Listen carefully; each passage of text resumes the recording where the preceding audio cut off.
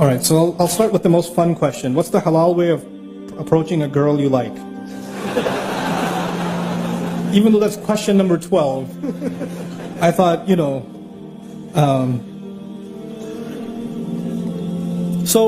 this is more complicated. We've made it more complicated than the Sahaba.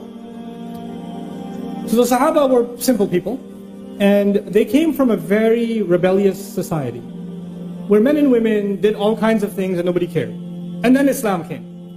And I want to give you some background here. In Medina, when the Sahaba migrated, the Muhajirun were bankrupt nearly, right? They left everything behind. And Medina was a crazy place. Right now it's Medina Munawwara. But Medina back then was Las Vegas. It was bad. When the Prophet went there, it was not a good place.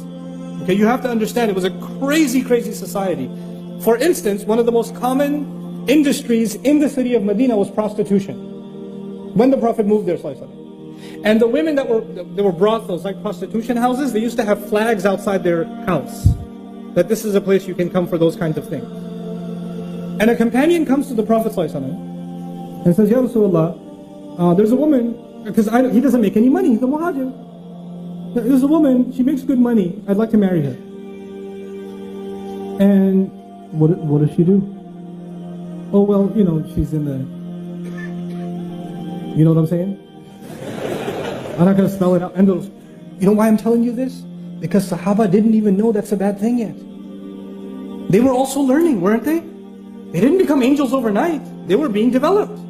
And so he doesn't even think. And imagine, you come to Rasulullah and ask this question. Can you imagine somebody coming to an imam today and saying, hey, so I'm thinking about... the next janazah would be of the shaykh. Like, it would be... And then the ayat came, no, you cannot marry those kinds of women in Surah An-Nur. Like, revelation came to teach Sahaba and teach the believers, look, those are not the kinds of people you want to marry. They are their own. Don't mix with them. Like Ibn Ashur says, rahmahullah, in his tafsir, that ayah is referring to professional prostitutes, that the zani will not marry a zani, is referring to them, because the question was actually raised. I wanted to bring this up to you because for them, you would think that, if the Sahabi saw a woman from a mile away, he went the other way and made istighfar the whole night. No, it wasn't like that. They interacted with each other, they talked to each other, they worked with each other, they were in business partnerships. All kinds of interactions happened between men and women, but with principles. It was respectful, it was dignified. And when a companion, when somebody liked somebody else, you know what they did? Here's the astaghfirullah part. Here's what they did. Hey, I like you. Want to get married? And she'd say, maybe, talk to my dad. He'd say, okay. And then you go to the dad and say, hey, I like your daughter. And I talked to her, she's not entirely opposed to the idea. Is it cool? And he says, let me talk to my daughter. How this happens today in London is you go to a girl, respectfully, hey, we worked together for 3 years. Would you consider marrying me? And she's like, And maybe she says, please don't talk to my dad, he'll kill me. Because if you talk to my dad, he'll say, this is why you go to work? This is why we sent you to uni? Like, you fathers, I have 4 daughters. Listen, those of you that are fathers, that have daughters, you sent your daughters to university.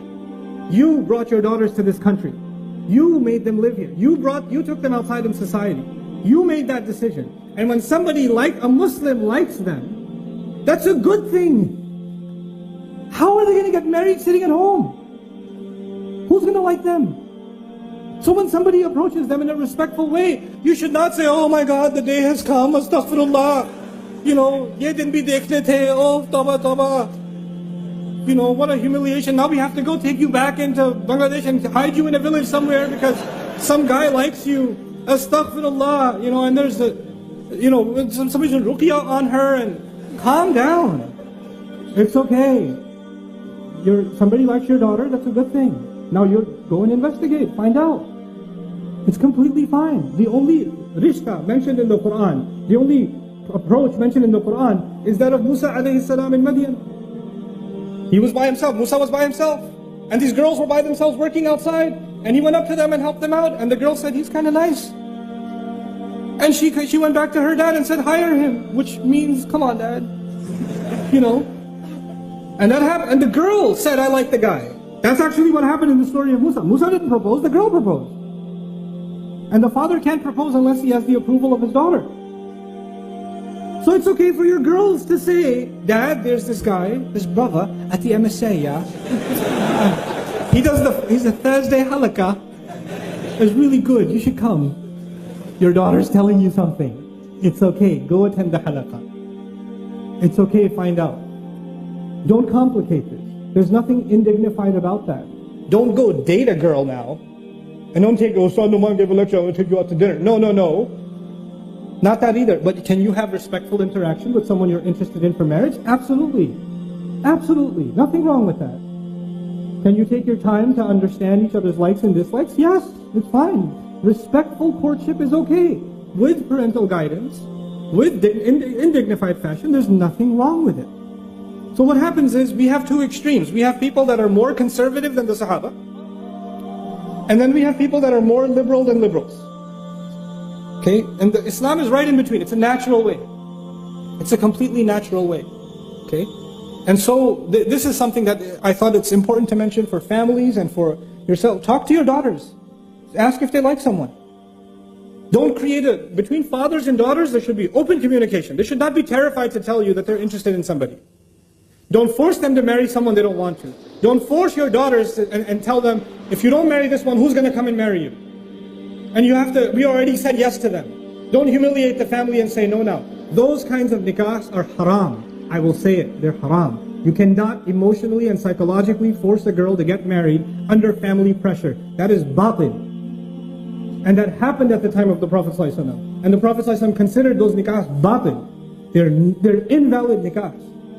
Until the girl genuinely likes a guy and says, yes, I want to marry him on her own, from no pressure from her father, no pressure from her mother, no pressure from anybody else. She likes him. And even if the day of the nikah she says, Mom, I don't want to do this, the mother doesn't say, too late, girl, too late. We've got the hall, they're all, what are people going to... No, if the girl says, I don't want to do this, then no, stop. Allah gave her that right. You cannot take it away. You're burying them alive. This is the new way of burying women alive, by the way. Back then, they used to take the baby girl and bury her right then. Now we bury them at the day of the nikah. This is what we do. This needs to stop. Let them marry who they want, if they're a dignified Muslim. And because now you're living in a different society, you won't find someone from the same village. It's okay. It's okay. A Bangladeshi can marry a Syrian. It's fine. I know. It's okay for Syrians too. Yeah, you Syrian. Turkish. Somali. Astaghfirullah, Somali. Yeah, Somali. That's fine. You know? Musa alayhi salam is an Arab. Musa is an Arab. Or actually not an Arab. He's from Israelite. And he married an Arab. He went and married in Madian, didn't he? So many Arabs, we only marry Arab. Really? Musa alayhi salam was actually from Israel. What's up with that? You know? It's all good.